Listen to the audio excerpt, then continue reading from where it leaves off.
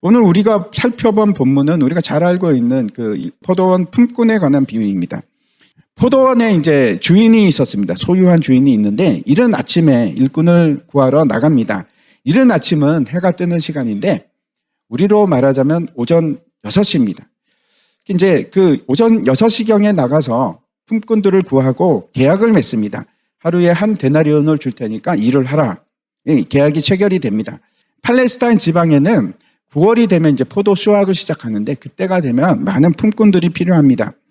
이 주인이 그래서 3시에 또 나갑니다. 3시라는 것은 오전 9시를 얘기합니다. 9시가 지나서 이제 12시가 됐습니다. 이제 오후 그때도 또 나갑니다. 그리고 오후 3시도 또 나갑니다. 마찬가지로 그렇게 합니다. 이해할 수 없는 것은 이 주인이 다시 또 나가는데 11시, 제 11시에 나갔는데 그건 우리나라 시간으로 따지면 오후 5시입니다. 오후 5시면 이제 해 뜨는 동안에 일을 하는데 오전 6시부터 오후 6시까지 일을 하게 되어 있는데 1시간 남은 겁니다. 1시간 남은데 또 사람을 구하러 나가서 거기에 놀고 있는 사람들을 봅니다. 그리고 이제 주인이 묻습니다. 너희는 어찌하여 하루 종일 놀고 서 있느냐? 했더니 그 사람들이 하는 말이 우리를 품꾼으로 쓰는 사람이 없습니다. 이렇게 대답을 합니다. 그랬더니 너희도 포도원으로 들어와라. 그리고 이제 일을 포도원에 드립니다. 이제 날이 저물었고 주인이 청지기를 불러서 나중 온 자들로부터 시작을 합니다. 처음부터 온 사람들이 아니고 나중 온 자들을 먼저 줍니다. 역전이 일어나죠. 벌써 여기가 역전입니다. 먼저 그 기쁨을 누리는 겁니다. 그 사람들에게 삭스를 주는데 문제는 이제 여기서부터 시작을 합니다. 오후 5시에 온 사람들은 한 데나리온을 받은 겁니다. 앞에 있던 사람들이 이제 가슴이 뛰기 시작하죠. 쿵쾅쿵쾅. 야, 나는 6시에 왔는데, 나는 9시에 왔는데, 야, 저 사람들이 한 데나리온이면 나는 적어도 3데나리온은 받겠지. 뭐 이런 생각을 하고 좋아하지 않겠습니까? 근데 이게 웬일입니까? 임금을 나눠주는데 똑같이 한 데나리온을 주는 겁니다. 사람들이 가만히 있겠습니까? 주인에게 이렇게 말합니다. 부당합니다. 이거 이러면 안 되시죠. 이렇게 했더니 주인이 뭐라고 하는가 하면 내게는 잘못한 것이 없다. 내가 너희들하고 한 데나리온을 약속하지 않았느냐. 내가 내 돈으로 내 뜻대로 하는데 너희가 나를 악하다고 하느냐? 이렇게 이제 얘기를 합니다. 그리고 예수님께서 하시는 말씀이 나중된 자가 먼저 되고 먼저 된 자로서 나중되리라. 이런 수수께끼 같은 말씀을 하시는 겁니다. 다시 한번 이 얘기를 생각해 보시기 바랍니다. 이 얘기의 초점은 9시에 온 사람들에게 있지 않고 5시에 온 사람들에게 있습니다. 나중 온 사람들입니다. 이걸 더 잘 이해하기 위해서 우리가 주인이 어떤 사람인지를 좀 살펴보도록 하겠습니다. 이 집 주인이 누굽니까? 너무나 명확하죠. 누굽니까? 하나님입니다. 하나님. 이건 누구나 다 알 수 있습니다. 그리고 잘 보시면 하나님에 관한 얘기를 하시는데 포도원 주인이라고 하지 않고 뭐라고 부르는가 하면 집 주인이라고 합니다. 이게 왜 그럴까요? 이게 이제 첫 번째 집 주인의 특성입니다. 가장입니다. 가장.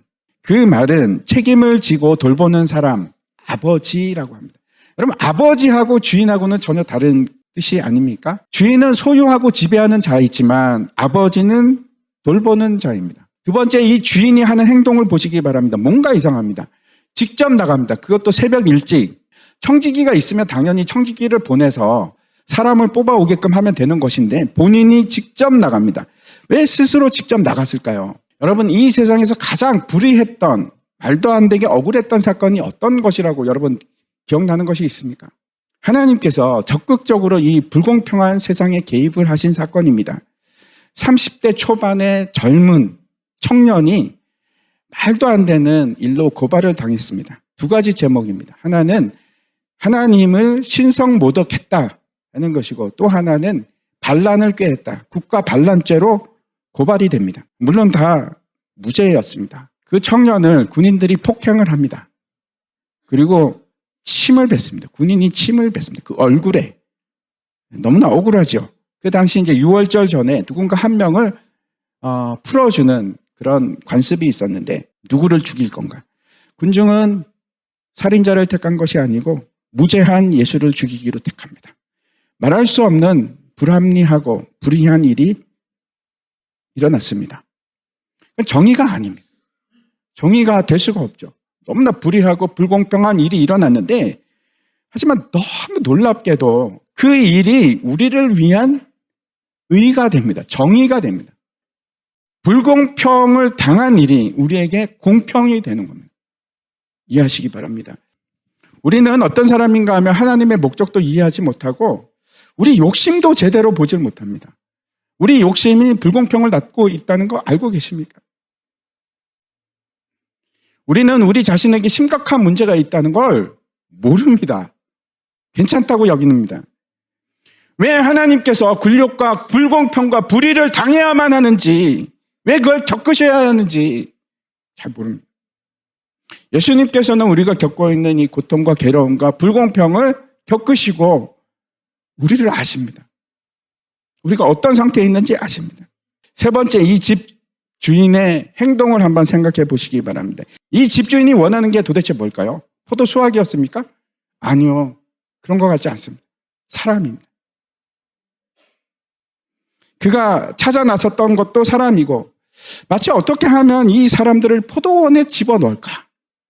그게 마치 이 사람의 목적처럼 그렇게 보입니다. 포도원은 특별한 상징이 있습니다. 풍성함과 기쁨입니다. 근데 그곳으로 사람을 강권해서 드리는 분이 우리 하나님이십니다. 그곳에 들어가기를 원하시는 겁니다. 네 번째, 이 주인이 일이 끝났을 때 어떻게 하는가 하면 모두에게 한 데나리온씩 줍니다. 그 원하는 것이 얼마나 일하는 거가 아니고 그 포도원에 참여했는가입니다. 참여했는가가 그 기준처럼 보입니다. 뭐라고 합니까? 은혜의 법칙입니다. 우주의 법칙이 두 가지가 있습니다. 하나는 경제의 법칙, 또 하나는 은혜의 법칙입니다. 경제의 법칙은 땅에 속한 것이고 은혜의 법칙은 하나님 나라에 속한 법칙입니다. 하나님 나라는 절대 경제의 법칙으로는 우리가 이해할 수가 없습니다. 경제의 법칙에는 사랑이 없습니다. 사랑이 결핍되어 있습니다. 레위기에 보면 계속해서 거룩한 사회, 정의로운 사회에 대해서 말씀하고 있는데 그 거룩하고 정의로운 사회를 이루는 핵심이 뭘까요? 사랑입니다. 내 이웃을 내 몸과 같이 사랑하라. 이게 이 말씀이 레위기의 핵심입니다. 주인이 하루 종일 계속 놀고 있는 사람들에게 가서 또 누가 없는가 이렇게 살피지 않습니까? 그들에게도 하루를 먹고 살 수 있는 상당한, 다시 말씀드려서 상당하다는 것은 의의라는 뜻입니다. 의의 품삯을 줍니다. 제가 무슨 얘기를 하는가 하면 의를 준 겁니다. 아침 일찍 온 사람들에게도 의를 주었고 늦게 온 사람들에게도 하나님의 의를 주었습니다. 이것이 하나님의 뜻입니다. 영생을 누릴 수 있을 만큼의 의를 주신 겁니다. 마지막 다섯 번째입니다. 우리 하나님은 어떤 분이신가? 나중된 자를 먼저 되게 하시는 분이 우리 하나님이십니다. 이게 무슨 말씀일까요? 한번 새벽 6시부터 온 사람들의 입장에서 여러분이 새벽 6시에 온 사람의 입장으로 한번 생각해 보시기 바랍니다. 이런 마음을 아마 가졌을 겁니다. 그래, 감사한데 가서 내가 그 값을 치러야지. 열심히 일해서 한 데나리온만큼 내가 일을 해야지. 당연히 그런 생각을 하지 않겠습니까? 그 노력이 삭이 됩니다. 보수가 되는 겁니다. 노력과 힘에 달려 있습니다. 다시 한번 5시에 온 사람, 오후 5시에 온 사람들을 생각해 보십시오. 하루 종일 아무도 불러주지 않았습니다. 집에 아이들 생각나고 눈물이 나지 않겠습니까? 답답하고 슬프고. 이제 5시가 다 됐습니다. 오늘은 굶어야 하는가? 가망이 없고 포기하고 싶은 그런 심정일 때 누군가 나를 부르는 겁니다. 일로 와서 일을 해라. 그 얘기를 듣고 아마 눈물이 났을 겁니다. 얼마나 감사한 일입니까? 자기 같은 사람을 불러줬으니까. 이 사람은 아마 불림을 받지 못한 이유가 있었을지도 모르겠습니다. 다시 한번 생각해 보시기 바랍니다. 도대체 이 포도원의 일, 하나님의 일은 도대체 뭔가? 거기서 무슨 일이 일어나는가? 하나님의 보내신 자를 믿는 것이 하나님의 일입니다. 이게 포도원의 일입니다. 믿음이 포도원의 일입니다. 포도원의 부름을 받고 하는 일은 하나님의 보내신 예수 그리스도를 믿는 일입니다. 이걸 믿음이라고 하죠. 그리고 그 믿음은 결코 양의 문제가 아니고 질의 문제입니다. 내가 20년을 믿었다, 10년을 믿었다, 30년을 믿었다. 이거 시간의 양의 문제가 아닙니다. 진짜로 믿느냐, 감사하고 믿느냐. 질의 문제입니다. 그러면 어떤 분들은 아마 이런 생각을 하실지도 모르겠습니다. 그러면 늦게 올 걸. 뭐 빨리 와갖고 이렇게 고생을 하나, 그런 생각하실지도 모르겠습니다. 일찍 온 사람과 늦게 온 사람의 차이는 어떤 걸까요?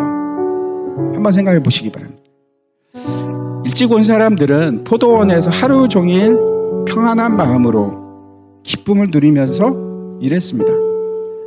그리고 밖에 있었던 5시까지 밖에서 놀고 있던 사람을 한번 생각해 보십시오. 그 마음이 얼마나 초조했을까요? 얼마나 힘들었을까요? 얼마나 많은 눈물을 흘렸을까요? 걱정 속에서 하루를 보냈습니다. 여러분은 어떤 편을 원하십니까? 첫 번째 사람이 더 낫다고 생각하십니까? 아니면 두 번째 사람이 더 행복하다고 생각하십니까?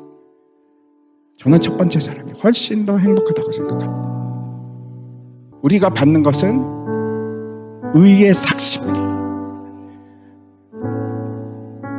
한 데나리온으로 여기 표현하고 있는, 그건 남들이 어떻게 살 건 비교할 것도 없고 불평할 이유도 없고, 하나님께서 나에게 족한 은혜를 주셨습니다. 큰 구원을 주셨고 우리에게 큰 안식을 주셨습니다. 내가 포도원 안에 있느냐 포도원 밖에 있느냐, 포도원 안에 있으면 내가 뭘 누리고 있는가? 여러분 뭘 누리고 계십니까? 중요한 것은 일을 하고 안 하고가 아니라 내가 하나님과 동행하고 하나님과 함께 하면서 그 기쁨을 누리고 있는 거예요. 그걸 믿음이라고 하는 거예요. 믿음.